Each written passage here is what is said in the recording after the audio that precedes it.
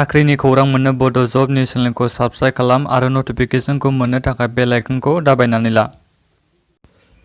Hello friends, welcome back to the channel. नोंथांमोनखौ बयखौबो बड' जब निउस चेनेलाव बरायफिननाय जाबाय आरो दिनै बे मोनसे गोदान भिडिअ नोंथांमोनखौ बयखौबो बरायनाय जाबाय।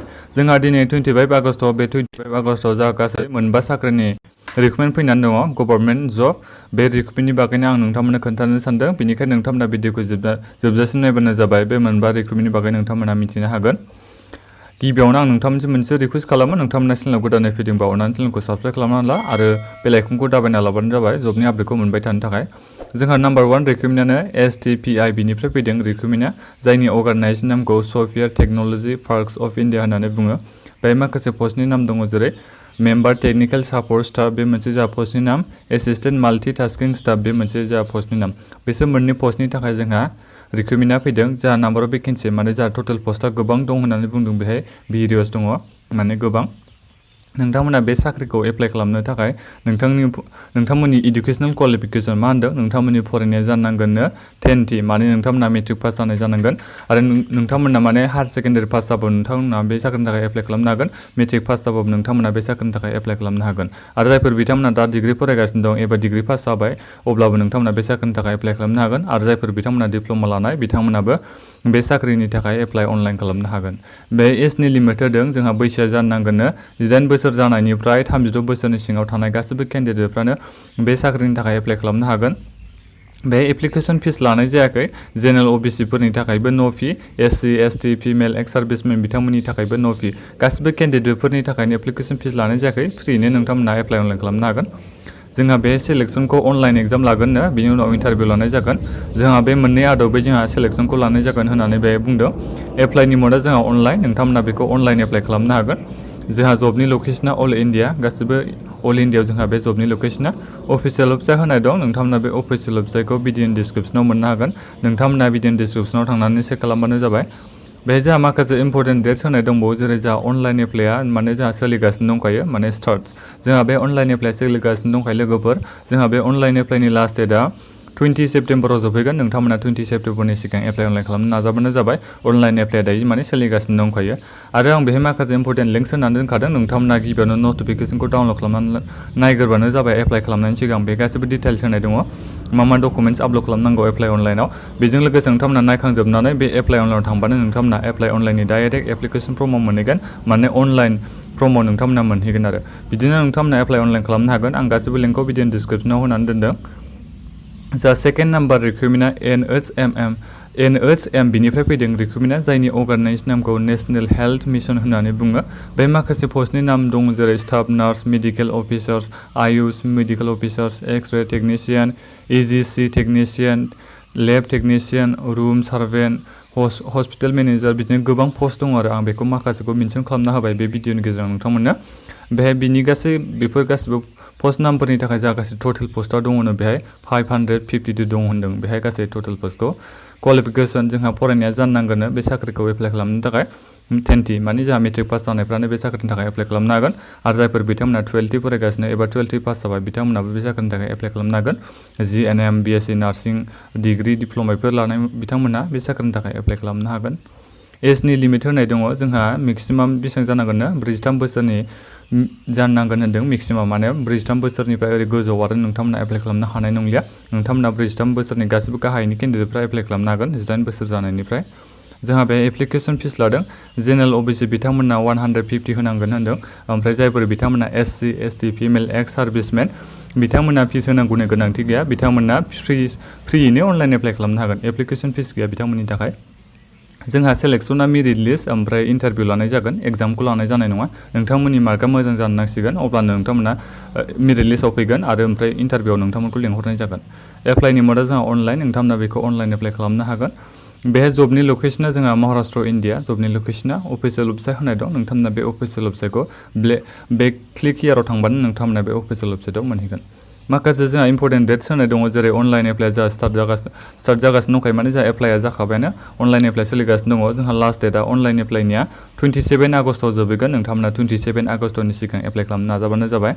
बे माखासे अफिस इम्पर्टेन्ट लिंक्स होनाय दङ जेरै नोंथांमोना बे नटिफिकेसनखौ डाउनलड खालामनानै नायग्रोबानो जाबाय एप्लाइ खालामनायनि सिगां बेहाय गासैबो डिटेल्स होनाय दङ बिनि उनाव नोंथांमोना एप्लाइ अनलाइनाव थांनानै डाइरेक्ट एप्लाइ अनलाइन खालामबानो जाबाय बे एप्लाइ अनलाइनाव थुना होबानो नोंथांमोना एप्लाइ अनलाइननि डाइरेक्ट एप्लिकेसन फर्माव मोनहैगोन जोंहा थार्ड नाम्बार रिक्रुटमेन्टआ SCRB निफ्राय फैदों जायनि अर्गानाइजेसन नामखौ साउथ सेन्ट्रेल रेलवे होननानै बुङो रेलवेनिफ्राय फैदों आरो जोंहा माने साख्रिया सेन्ट्रेल रेलवेनिफ्राय जोंहा माखासे पस्टनि नाम दं जेरै specialist doctor contract medical practitioners nursing sister pharmacist hospital attendants बे माखासे पस्टनि नाम दं बेफोरनिनो जोंहा गासै माने टटेल भेकेन्सिया दंनो जोंहा 36 जन लागोन होनदों गासै नाम्बार अफ भेकेन्सि माने जा टटेल पस्टआ दङ 36 बे माखासे क्वालिफिकेसन होदों नोंथांमोना मा जानो नांगोननो बेखौ एप्लाइ खालामनो थाखाय 10th माने नोंथांमोना मेट्रिक पास जाबायबा नोंथांमोना बे साख्रिनि थाखाय एप्लाइ खालामनो हागोन आरो जायफोर बिथांमोना दायो हायार सेकेन्डारि फरायगासिनो दं एबा हायार सेकेन्डारि पास जाबाय नोंथांमोनाबो बे साख्रिनि थाखाय एप्लाइ खालामनो हागोन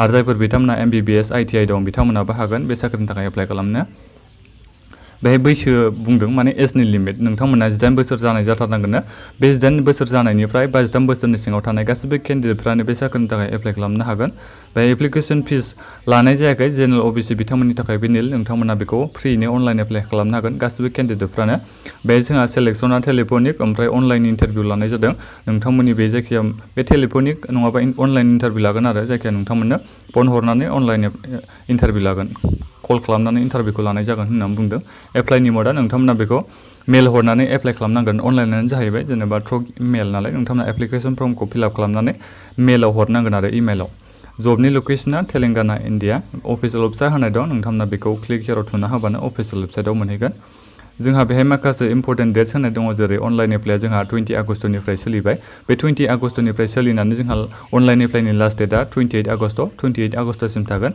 अनलाइन एप्लाइआ दायो सोलिगासिनो दंखायो माने मेल हरनाया सोलिगासिनो दं आरो इम्पर्टेन्ट माखासे लिंक्स होनाय दं जेरै जोंहा नटिफिकेसना होनाय दं नोंथांमोना बे नटिफिकेसनखौ नायबानो जाबाय माबोरै जों मेल खालामना हरनांगौ बे गासैबो डिटेल्स दङ आरो बेजों लोगोसे एप्लिकेसन फर्मखौबो नोंथांमोना बेहायनो मोननो हागोन बेनि लिंकखौ नोंथांमोना भिडिअ डिसक्रिप्सनाव मोननो हागोन official notification and apply online link बेखौ आं माने आंनि भिडिअ डिसक्रिप्सनाव लिरना होदों अब्लानो नोंथांमोना डाइरेक्ट बे अफिसियेल वेबसाइटआव मोनफैगोन बेजों लोगोसे बे अफिसियेल लिंकखौबो आं भिडिअ डिसक्रिप्सनाव होनानै दोनखादों बे मोनसे वेबसाइटआव मोनगोन नोंथांमोना भिडिअ डिसक्रिप्सनाव होनाय वेबसाइटआव जोंहा फर्थ नाम्बारा कमपेट रिक्रुटमेन्ट बिनिफ्राय फैदों जायनि अर्गानाइजेसन नामखौ मिल्क कअपारेटिभ फेडारेसन लिमिटेड होननानै बुङो माखासे पस्टनि नाम होदों जेरै भेटेनारि अफिसार जोंहा पस्टनि नामा जाहैबाय भेटेनारि अफिसार नाम्बार अफ भेकेन्सि माने जोंहा गासै टटेल पस्टआ दङनो भेरियास माने जोंहा गोबां पस्ट दङ होनदों बेहाय क्वालिफिकेसना नोंथांमोना बे साख्रिखौ एप्लाइ खालामनो नोंथांमोननि फरायनाया डिग्री जानांगोन नोंथांमोना ग्रेजुवेट जानांगोन अब्लासो नोंथांमोना बे साख्रिनि थाखाय एप्लाइ खालामनो हागोन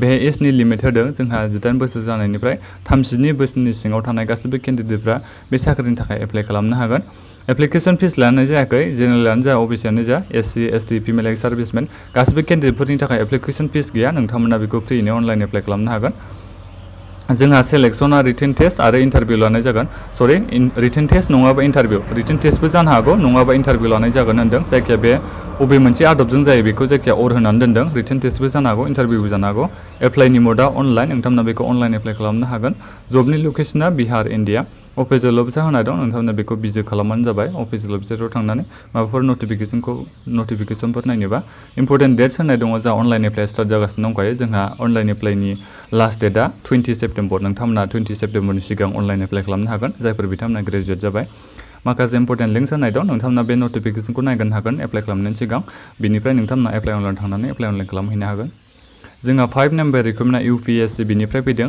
जायनि अर्गानाइजेसन नामखौ इउनियन पाब्लिक सार्भिस कमिसन होननानै बुङो बेहाय माखासे पस्टनि नामबो होनाय दङ जेरै assistant professor research officer senior scientific officer general duty officer बे माखासे पस्टनि नामनि जोंहा रिक्रुटमेन्टआ फैदों आरो जोंहा बेहाय माखासे नाम्बार अफ भेकेन्सिया होनाय दं जेरै गोबां होनदों माने भेरियास जोंहा गोबां टटेल पस्टआ गोबां होनदों बेहाय भेरियास क्वालिफिकेसन नोंथांमोननि फरायनाय जानांगोन बे साख्रिखौ एप्लाइ खालामनो डिग्री माने ग्रेजुवेट जानायबाबो नोंथांमोना बे साख्रिनि थाखाय एप्लाइ खालामनो हागोन जायफोर बिथांमोना पस्ट ग्रेजुवेट जाबाय बिथांमोनाबो बे साख्रिनि थाखाय एप्लाइ खालामनो हागोन आरो जायफोर बिथांमोना MBS लानाय बिथांमोनाबो बे साख्रिनि थाखाय एप्लाइ खालामनो हागोन होनना बुंदों एजनि लिमिटआ मेक्सिमाम माने जोंहा देरसिन बैसोआनो जानांगोन 40 बोसोर 40 बोसोरनि गोजौनिया माने एप्लाइ खालामनो हानाय नंला नोंथांमोना 40 बोसोरनि गाहायनि जानांगोन अब्लासो नोंथांमोना बे साख्रिनि थाखाय एप्लाइ खालामनो हागोन जा एप्लिकेशन फिसा जेनेरेल अबिसि बिथांमोननि थाखाय 25 लादों आरो जायफोर बिथांमोनना SC ST फिमेल एक्स सार्भिसमेन बिथांमोननि थाखायथ' फिसआनो गैया नोंथांमोना फ्रिनि अनलाइन एप्लाइ खालामनो हागोन SC ST बिथांमोना जोंहा सेलेक्सना रिटेन टेस्ट आरो इन्टारभिउ लानाय जागोन बे मोननै आदबै जोंहा सेलेक्सनखौ लानाय जादों